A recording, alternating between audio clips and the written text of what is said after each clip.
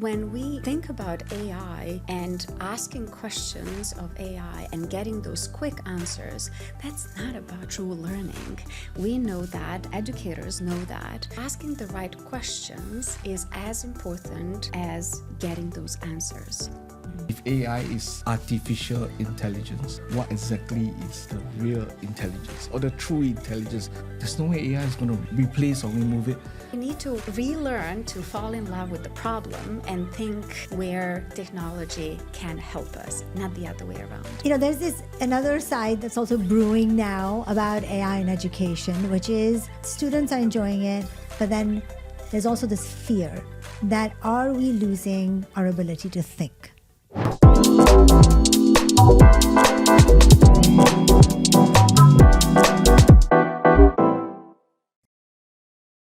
Aurelius and Marija, welcome to AI Across Borders. It's such a pleasure to have both of you here today.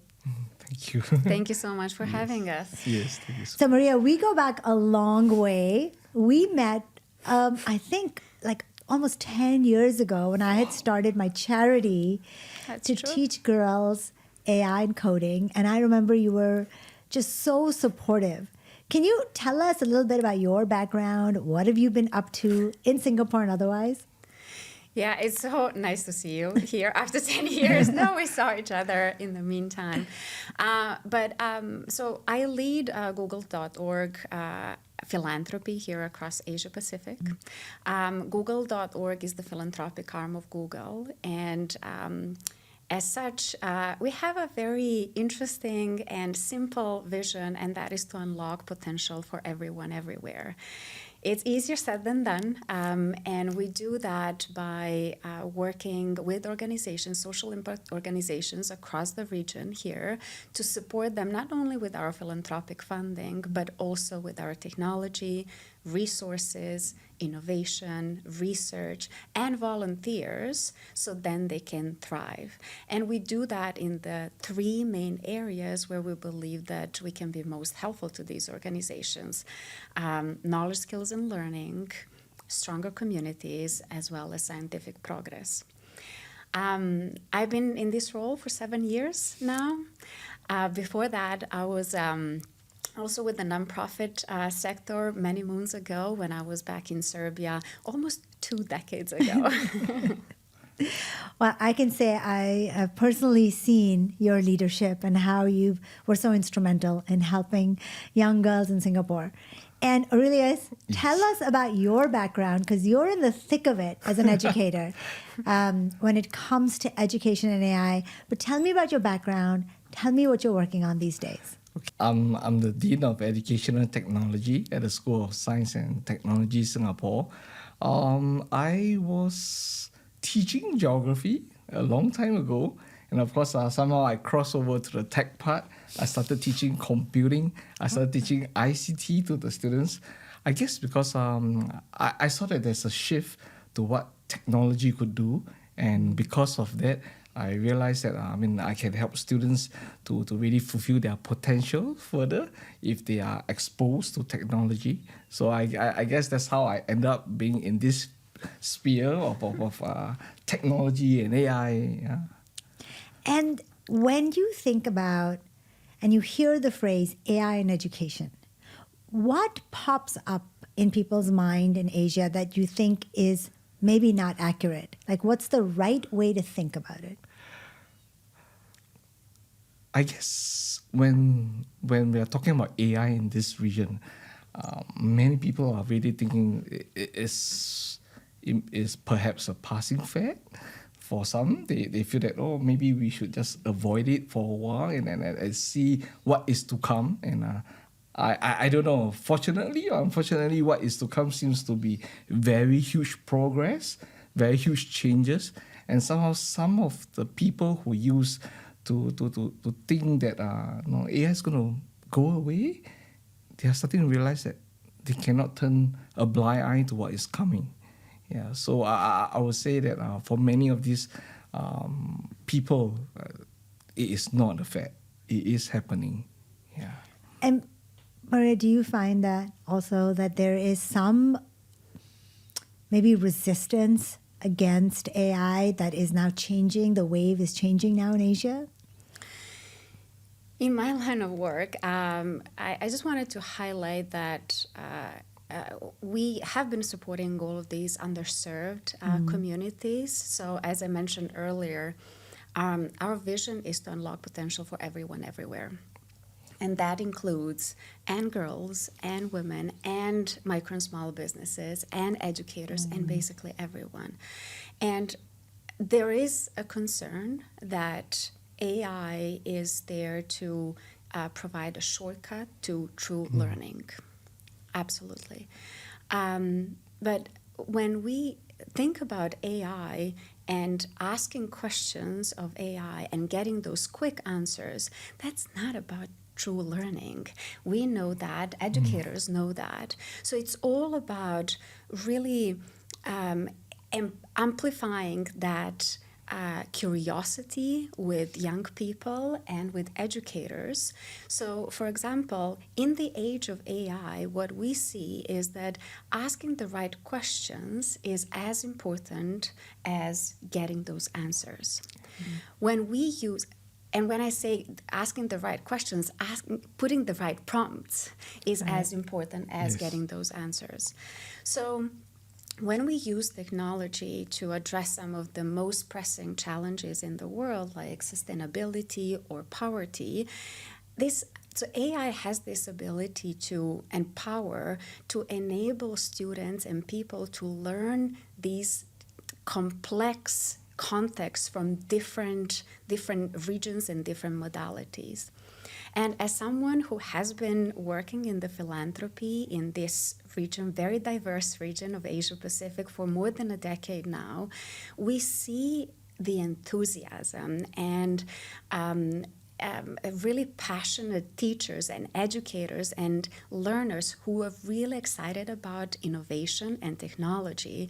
But we also need to ensure that all of them are taken on a journey. They all have access to quality education, quality trainings. And training educators is really important. And it's really important across all of the countries, including those underserved countries. AI has this opportunity to really unlock and democratize opportunities for everyone, and that is immense. It's very interesting that you said all the educators need to be taken on this journey, regardless of which country they're from, right? So that means even Singapore, Aurelius, right? Even you and your colleagues. Now, in Asia, and I grew up in Asia, we're used to exams. We're not used to asking the right questions. We're used to getting the answers right. And we kind of know there's 5 answers it can be. Is AI going to break this cycle? Is it going to amplify it? Is it going to make us truly critical thinkers, do you think? And what can educators do, as Marija was saying, to actually take it on this path the right way? So, as an educator, I feel that one of the key things that we really need to focus on is no longer getting the right answers, because AI will give you the supposed right answers. So now, for many of the educators, we are starting to relook at how assessment is going to be like. How do we assess students' learning? Because in the past, if you are doing math, if you can get the answer, we know that you know the question, you are able to get the answer. But in today's context with AI will give you the answer. So when the student submits the answer, how do I know that the student is really learning? How do I know that the students really know how to go about answering the question? So we are starting to be more and more process focused, looking at how students are arriving at answer, and even with the use of AI, when we are talking about the prompts, how are they prompting? How are they going through this iterative effect to actually have a better answer than before, or better solution than before? So we are looking at how AI can be used as an assistant, as a learning partner in the case of students. And is it true, that people are moving their assessments from kind of exams or take-home assignments to in-person almost vivas, where you can use AI as much as you want. I see it in my kids' school, and I kind of subscribe to that. Use it to gain your knowledge, to synthesize your thinking, to role play. But then when it comes to assessment, you said you think about new models. What is that new model that you're thinking about? Because that matters to Asians a lot, especially. So when we are talking about new models, we're basically looking at how we can really look at students' learning processes in order to get to the answers. It's no longer just looking at the answers alone. But that said, knowing that what is right, what is wrong, being that human in the loop, we require the learners to still have that basic idea or basic understanding or that basic knowledge in order to know what is right, what is wrong. So I would say that most of the time, people say that with AI, you do not need to know, you do not need to memorize the facts. That is another myth that we are looking at. With AI, all the more, the learners will need to know the facts so that when we are talking about being that human in the loop, you know what are the required standards, you know what is right, what is wrong, so that whatever that you are trying to do or whatever that the learner is trying to do, the quality will be better than before. AI is to augment and improve that quality that we are talking about. Yeah. Now, that's very interesting that you're saying they still need to know. Yes. I think there's this whole notion of skills atrophy, Yes. where we may lose the skills to actually perform in an economy if we rely too heavily on it. Marija, you just don't do education, right, in Google.org. You do healthcare. You do so many other parts of the economy and support that through Google. What makes education different than some of the other things, like whether it's aging populations or some of the other challenges, sustainability that we're facing? Or is it a similar kind of approach that you're taking? It's similar, but at the same time is very different. So from our side, our approach is, as mentioned, to really listen to the organizations who are experts on the ground and see what are the evolving needs of the local communities and see how we can best support them. Across different areas that I mentioned, so whether that is knowledge, skills, and learning, helping learners, very fast learners across the region with AI skills and tools and how they can best thrive in this digital economy, but also in the stronger communities, helping people learn how to protect themselves from financial frauds and scams, for example. Here in Singapore, we have a number of organizations that we have supported, including Bamboo Builders, who is the local organization here, and they identified that some of the challenges are that the most vulnerable groups of people are youth and elderly. And they're training them, they're actually, with our support, they're training more than 100,000 of them. And this is another thing that is very interesting. Most of our grantees, they work with other organizations, so they never work in isolation. And we all both know that in order for the change to happen, it really requires all of us working together. That requires and the government and the academia and the nonprofit sector, private sector. So we always try to inspire and empower our organizations that we support to work with others. So on one hand, there is an appetite, there is a huge opportunity, and many of these organizations are really keen. For example, even when I think about the APAC AI Opportunity Fund, which is our flagship initiative across Asia, across 19 plus countries in Asia. I see that when we started this initiative 3 years ago, it was focused on helping workers. And we wanted to support them in partnership with AVPN, who is our regional partner, for them to work with the local implementing partners, like 60 of them across the region, to train people. And they all have already trained 500,000 of workers across Asia. So we wanted to ensure that these young people, job seekers, workers, people who like all of us here, who need to learn new skills so then that we can remain relevant for the job market. They trained them on AI skills and tools, so then they felt more confident. We didn't want for the technology divide to become an AI divide. So that was 3 years ago. Then 2 years ago, we added another group of audiences because that is exactly the feedback that we received from our partners. And it was focusing and adding micro and small businesses, which, as we know, are the backbone of the ASEAN countries, right? So with this part, we have already trained more than 11,000 of them. And this year, we added educators and young people as part of this journey. So we really want to ensure that everyone is supportive, but we also want to ensure that everyone has access and opportunity to learn. And if anyone listening today wants to take advantage of these, Google-sponsored courses, how can they find out about them? Yeah, so there are a couple of things that we always try to do with all of our initiatives, and that is even when in the case of the APAC AI Opportunity Fund, there are a couple of components that AVPN is doing in partnership with these 60-plus organizations on the ground to make this as sustainable and to drive this systemic change with their initiatives, not just the short-term impact. And how they do that, you mentioned these courses. So these courses are creating that online platform, putting that infrastructure in place is really important.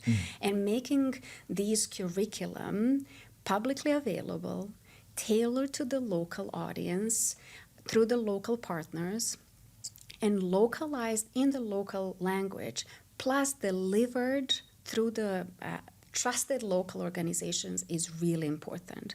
But even more than that, even if these trainings are not being delivered after the program is over, then they can just access that online learning platform that will be there, so then they can continue learning at their own pace. So that's one part of it. So AVPN has that, and many of our other organizations are doing it. Here in Singapore, for example, AI Singapore is the local implementing partner, and that is how we also met with Aurelius, who has been working with them. Okay. Well, yeah, I know. I think you can just go to the website, google.org, and you can find the participating organizations that one can reach out to. So Aurelius, tell me, how do you know when a school or a college is AI ready or ready? What's the mindset you need? Because I want to walk through the different steps of it, but first you got to be ready for it, right? You got a sponsor, you got a implementation organization, a partner, but how do you know you're ready? I guess the school leadership plays a very big role. The school leaders must be willing to say, we are going to explore this, and we are not looking at it as just a small pilot, but we're going to look at it as a whole school approach. So the leadership for the schools, they are very critical to really implementing this whole process of getting the whole school ready for AI. And so what was the journey like at SST? Basically, could you talk about some moments in the classroom or some particular things that you did with AI and what did that show you in terms of teacher and student outcomes? So unfortunate in my school, I mean, my school leader is very much supportive of what we are doing. So in a way, he empowered the teachers to say that we look at what is out there, we do an external scan, we see what is relevant and how we can really improve our teaching and learning with our students. So So as a result, that we are given that autonomy, and of course, in our school we are using a lot of the Google's suite of tools, and of course, naturally, one of the tools that come to our mind is NotebookLM. So NotebookLM is quite a key component within the school itself, because we realize that for students, as we have said earlier on, that AI is very much of a learning companion. Students, knowing in the Singapore classroom, the typical class sizes that we are talking about is about 40. But again, we are luckier. We have a slightly smaller class size. But that's it. How, as educators, how can we meet to the needs of every student when each and everyone is different and their learning styles can be very different? So when we are talking about NotebookLM, it becomes that learning companion for our students. How exactly do you use it? Could you give an example? So like when we talk about us giving notes, we give notes to students in the form of NotebookLM. So we share with them the basic set of notes. Students, just early on, one student was recounting that in life you can make choices, and then he was saying that in his journey to school, 40 minutes he could be doom scrolling, but with NotebookLM, because of the notes that he had put in, it becomes a revision kind of session for him to interact with the podcast. So he could be interacting with the podcast, talking about specific topics that he wanted to revise. And being the teacher, I can't be there with him on that journey to school, but the podcast, the NotebookLM is there for him. And he actually could have the opportunity to really strengthen his learning on his journey to school. Yeah. And what has surprised you about students? Are they really excited about this, or are they nervous? What is the response from the students? I would say that once they started on this journey, and once they realized that there are so much benefits to how they can study better, many of them they really took to it and really improved on their learning. And also earlier on, today, there was another student, she was recounting that for her, she's very much of a visual learner. And because of NotebookLM, she was talking about her studying chemistry, and because of the slide that was created, there are a lot of visuals of the molecular compounds. It actually helped her remember better all this content. And sometimes knowing that some of the things that the students are learning, they tend to be quite modular. So she was recounting that some of the content she studied when she was in secondary 3, and then now she's in secondary 4. But because of the ability to recount from using NotebookLM and with all this visual support that she's getting, it actually helped her a lot in remembering the content, in studying the content.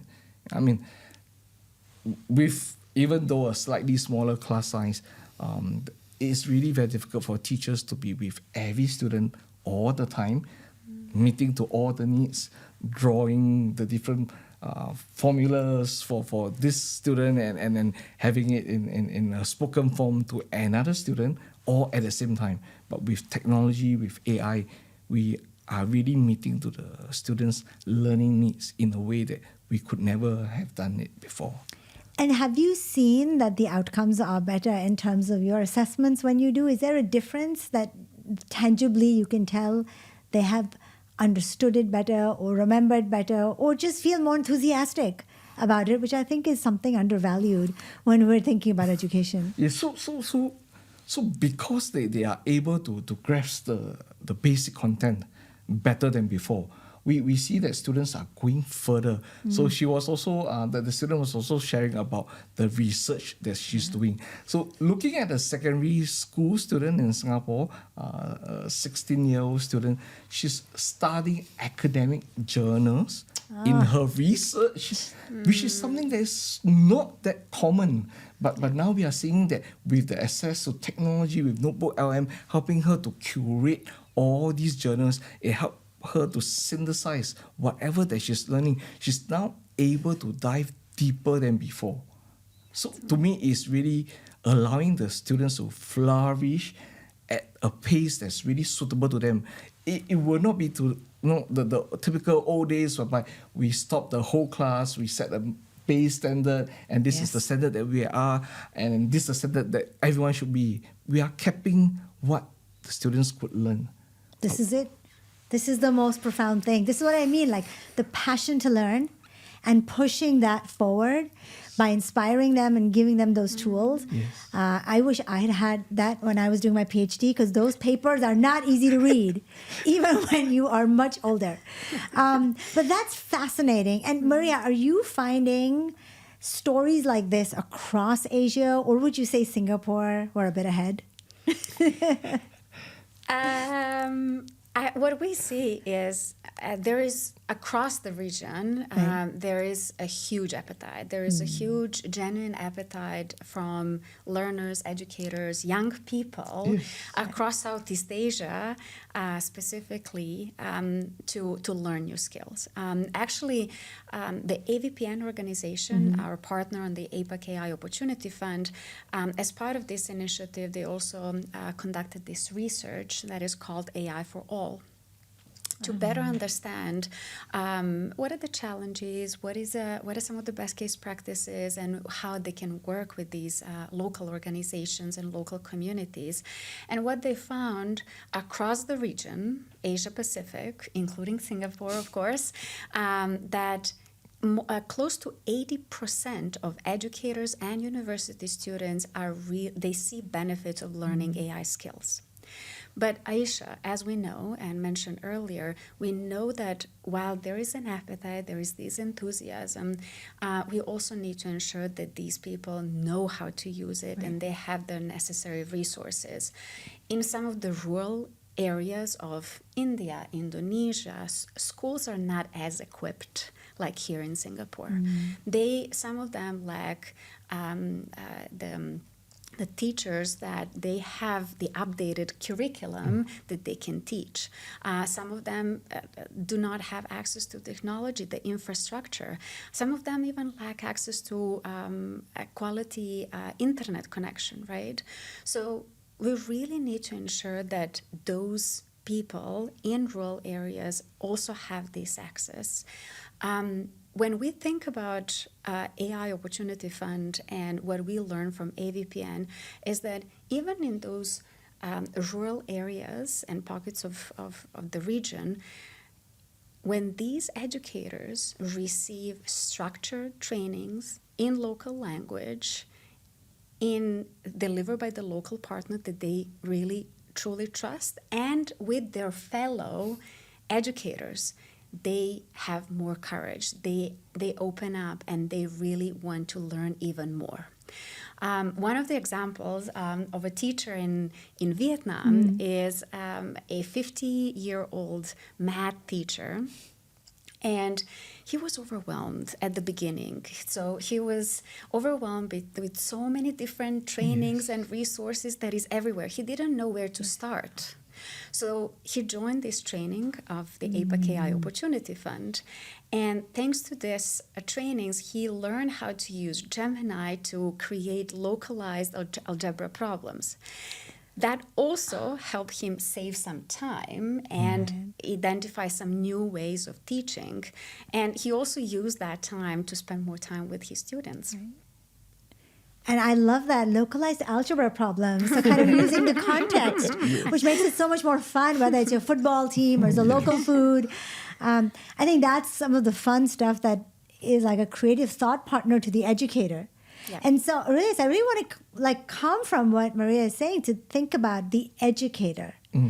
With your colleagues, what did you say? See, who are the ones who are able to grasp quickly and excited about it? What were the main obstacles?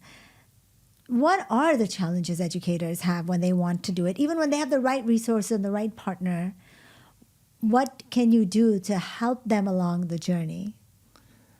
I would say it's like what she has said. I mean, the main thing is at this moment now that there seems to be many tools, many choices, and educators are at a state whereby they feel that they do not know where to start.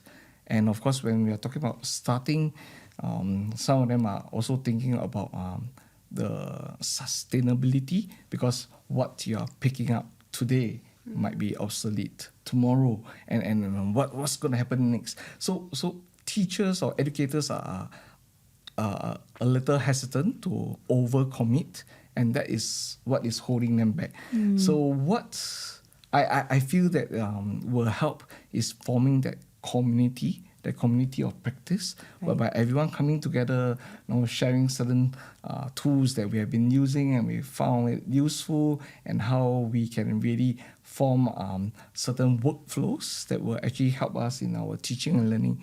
And with that scaffolding, with that support, and like what was being brought up earlier, having a certain platform, a certain structure will really guide everyone within the organization to have certain common language that they could use in their usage of AI, so that our students and teachers could speak the same meta language and be able to use it pervasively and effectively. And is that happening? Are you seeing these meetups spontaneously or organized coming together, where educators are coming together and talking about this? Yes, increasingly we are seeing that different groups, grassroots, coming forward, stepping up and say that, look, I've got this, I find that this is something that we could use, and people are forming groups to say, hey, let's look at solving this issue with this particular thing that we came up with,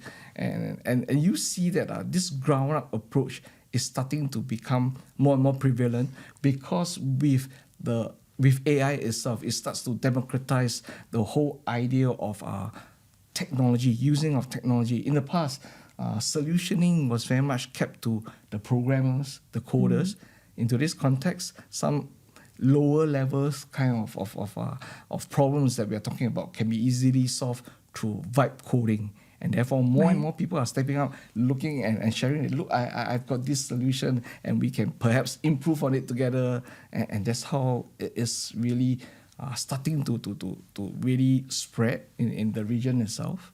Do you think that with this excitement, there's a group of people who feel like, from like the learning design to the assessment to the readings, as AI can support or help with more of it, do they fear that they might lose their jobs because of AI?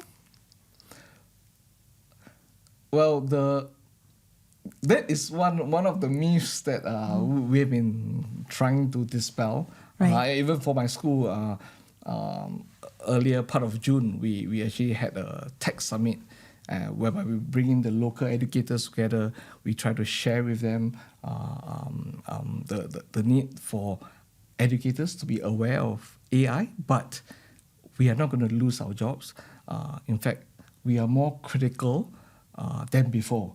Was in the past, like what one of our keynote speakers was saying, that if AI is artificial intelligence, what exactly is the real intelligence or the true intelligence? Right. It's people.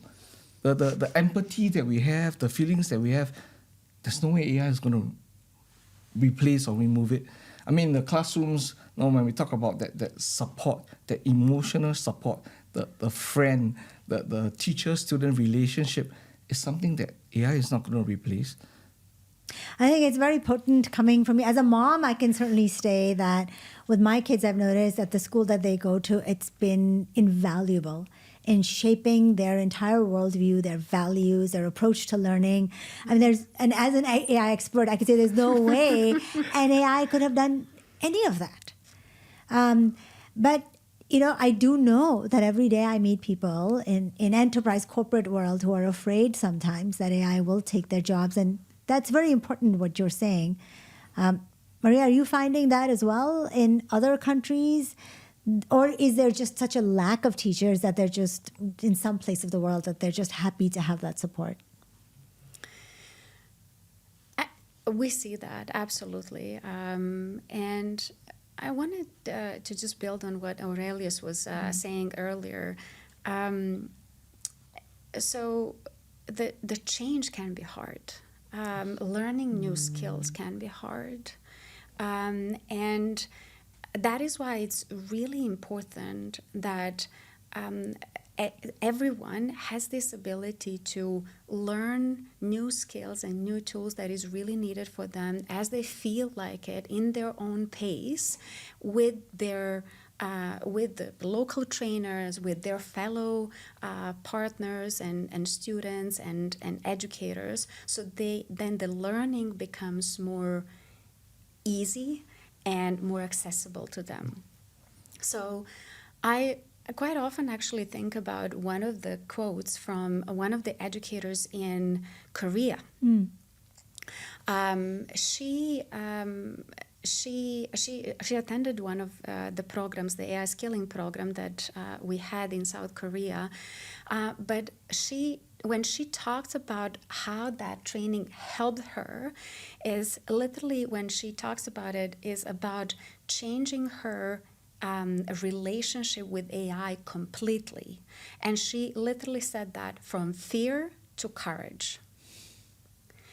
And that is when she started using different AI skills and tools, she wasn't feeling very comfortable. She wasn't feeling comfortable to fail. She wasn't feeling comfortable to learn new skills. But when she started using it, and she started using it in a very safe environment with her fellow educators, it really transformed her approach to AI. And as she said, it's not about just learning how to use different AI tools.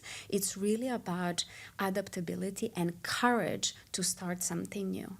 And that is what we would love to see with other organizations and other educators across the region as they experience learning new skills and tools. So change is always hard, and we are not alone in this. I think that we are all in this together.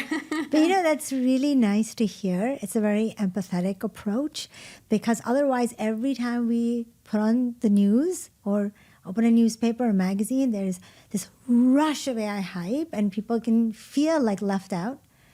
But to have that camaraderie with your own group and your own, colleagues is really, I think that's it, is making people feel comfortable enough to experiment. So, there's this another side that's also brewing now about AI in education, which is students are enjoying it, but then there's also this fear that, and even amongst adults, that are we losing our ability to think? And what is, Aurelius, your consensus on that? And how do we prevent that from happening, if it's true? I would say there's a certain amount of truth in that.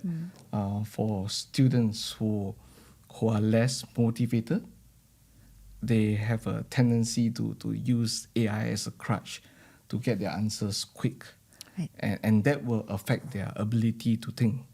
And that's why I say that all the more in this day and age, educators are very critical, because while we save time from certain mundane tasks that we have, we replace it with greater productivity with AI.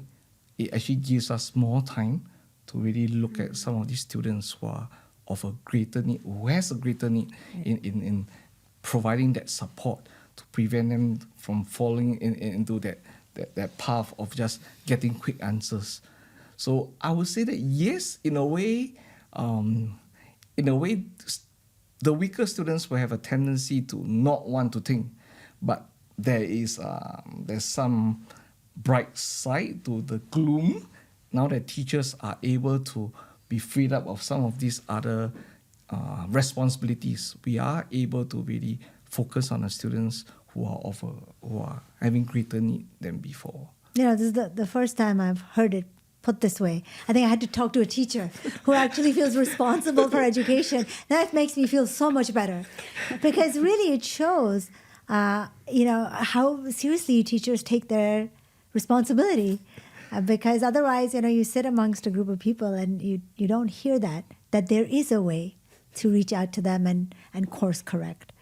I think that along with this, there's this push to learn AI, because it's not just that you can learn better, But now there is a lot of evidence from the World Economic Forum that there is a great demand for jobs for people who have AI skills, because if done correctly, can have enormous benefits. If governed correctly, it can have enormous benefits. Are students interested or worried about this AI job future and what are they doing about it? Or what are educators doing about it to help them prepare them for this future? So I would say that in the past, we used to talk a lot about AI literacy. And as of now, we are discussing more and more about AI fluency. So it's not just about being literate on knowing how to use AI, but now it's like how do we use it effectively so that we can prepare our students for the future workforce, because the demand is very much for people who can work alongside with AI, using AI to produce better quality results than before. And Marija, is this what you meant by teaching educators also, right? Because all of us, in a way, in the education sector also, just like we, over time, expect our radiologist to check with AI, expect our doctor to check with AI, accountant to check with AI, we will expect our educators also to know how to use AI to improve at what they deliver, but also govern it properly. Is that what you mean by the importance also of educating the educator? Absolutely. And again, it's not about just educating educators to learn how to use different AI tools, because some of these tools are there now, and there will be new tools, as Aurelius mentioned, soon. So what we would love to see, and what we learn from our organizations, our partners, is that, and what we are learning from teachers like and Aurelius and his colleagues, is really about teaching people on how to learn, how to approach technology, how to ask the right questions, and how to do that safely and responsibly. So it's not only about learning how to use different tools, but it's really about learning the responsibility of AI, technology, how to approach technology. So it's really like the whole ecosystem coming together. It's not only about learning the new tool, AI tool. It's not about the technology at the very end. I quite often, when some of the organizations ask me how we should think about what should we create now with technology, I quite often answer that by saying, don't think about technology. Think about the problem that you're trying to solve. Think about the challenge that you're trying to address. And then think about where technology can help you, if at all. And sometimes the technology is not the answer. AI is not going to be the answer. So we need to relearn to fall in love with the problem and think where technology can help us, not the other way around. I love that. Relearn how to fall in love with the problem. Well said. And is that, when you partner with organizations, do you make sure that is the approach, this problem-based, project-based, ethical governance-based? Is that part of the program that you support? Absolutely. So as part of really learning from these organizations, what are the challenges, what are the problems, not what we feel that the problems are, like what are the actual challenges on the ground, what is it that they're hearing from the local communities, and then how we can address them. So then they come up with a whole list of the different components, how they can drive those initiatives in a sustainable and a systemic way, in partnership with other organizations. And even from our side, from Google.org, when we have this three-pronged approach, which is fund technology, not only programs. So think about technology as part of your solution, not to think about it afterwards, because that is, and as someone who has been part of the nonprofit before, I can feel that. Some of the NGOs do not have that capacity. They don't have resources to think about having technologies being part of the solution from the very beginning. They think about it afterwards. Some organizations are more far along in their journey of using AI. So that's the first part. The second one is fund together.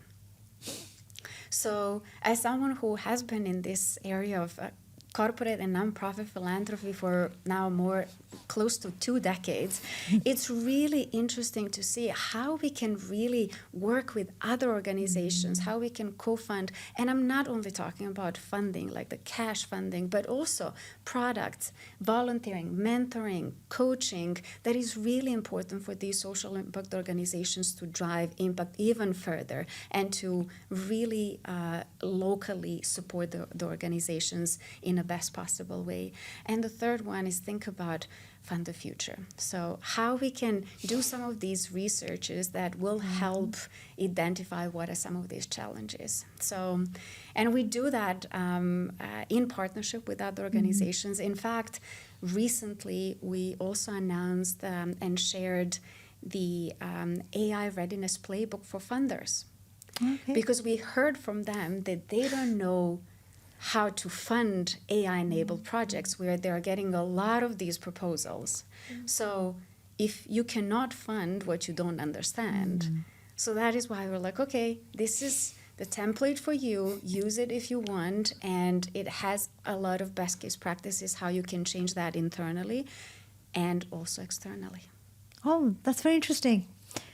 I had a charity and it would have been very helpful at that time. You know what I like about this whole problem solving, which is very interesting, because that's what we're trying to teach students also. Yes. And I read with great interest that you guys were at STS were also letting students problem solve with AI and even make some apps. Can you talk about that? Is that part of your curriculum? Is that part of exposing them to AI, but to the deeper landscape of problem solving? I would say that we didn't start off by saying that we wanted to teach AI, but we started off by wanting our students to become passionate innovators, to really solve problems for the community. So it's just that along the way, we realized that AI is something that the students could actually use more in developing their solutions for the various parties involved, and therefore with AI it actually help in this whole aspect. So I could remember one of the projects that the students were doing. For example, they were looking at how to help a particular group of people in the society who have some challenges or disability to really look at coins, to really transact, to buy things with a vendor. And because of that, they do not know how to really transact and what could technology do to help these people who are in need. So because of that problem, our students develop a solution whereby you use the camera of your phone with that computer vision. It sort of like help you or help the user tabulate how much the coins amount to. So there is a calculation so that whoever that is in need doesn't need to really go about solving it. But that's it. The whole idea wasn't about AI. The whole idea was trying to solve a problem that the user needs to get around with, or in some of the cases, talking about scams and spams. Our students were looking at how to solve this for the elderly, and they were looking at how with AI it can actually make the workflow easier to really spot likely that the message is a scam message. And with AI, it actually helps them, or with the really database or with whatever model that was available out there, what can be implemented easily to solve such a situation. Yeah. This is very important. That's so interesting.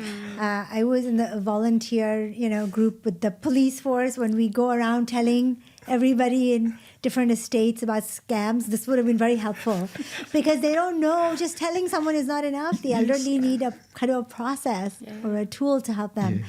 I think only a young person would have thought of that. That's very smart. I want to kind of zoom out. We've talked a lot about, particular educators and students and institutions. Let's think about APAC. Now, we have many different economies. They're all going at different paces. Singapore, we need to keep up our competitiveness. The rest of the world is trying to bring up, whatever their goals are. How does this change the region's kind of, social and economic trajectory if we give everybody this opportunity to learn with AI? If we get this right. So there is a report by Public First that says that if we use AI today to uplift students by 40%, that would add $15 trillion US dollars to the global economy by 2050. Wow, that's not that far. So what that really means is that AI in education pays a maximum dividend, right? So, and these numbers are impressive. But as I said, from where I stand as part of the company and being the philanthropic arm of the company, I always think like what that really means for people, like what that really means for educators.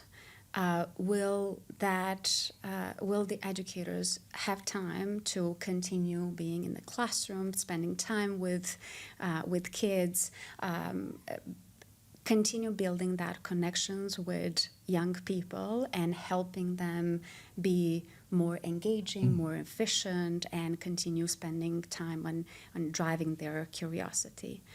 And I also think about students and girls in the rural areas of the Philippines or India, and really enabling, will they be able to learn how to use AI to create a podcast, an audio podcast, in the area that they really care about in the localized language.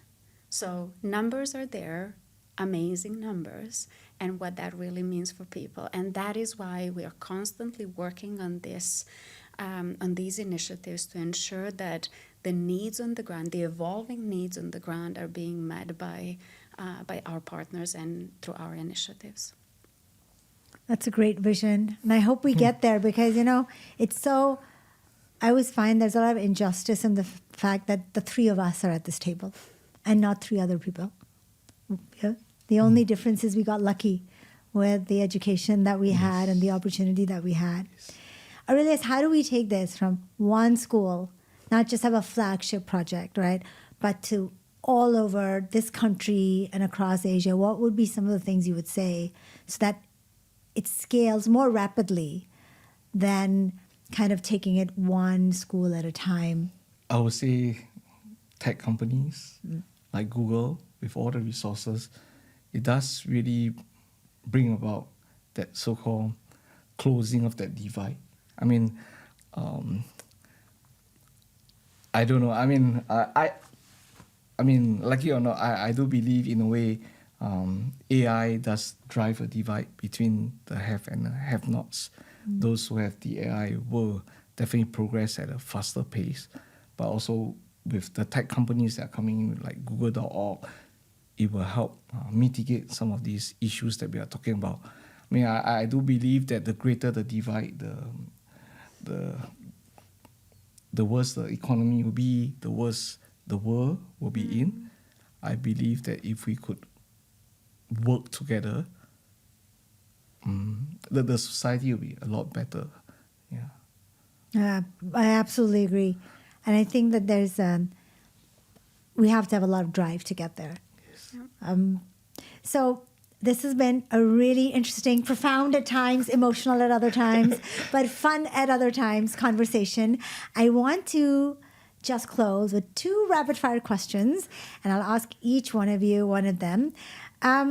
What is the one thing about AI in education that you believe now that most people will only accept 10 years from now? Well, I hope that we don't have to wait for another decade for this to happen. But I hope that people will see AI as a learning partner, not to have fear of losing a job to it, or of not having the courage to use it, as we heard earlier that some of the professors in South Korea use it. So I hope that will happen sooner. Sooner, indeed. And then if you could pause one current trend in AI and education, Aurelius, that's happening, and you would say this should not be happening, what would you say that is?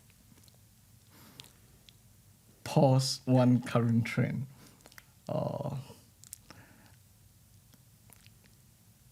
Chasing after AI tools.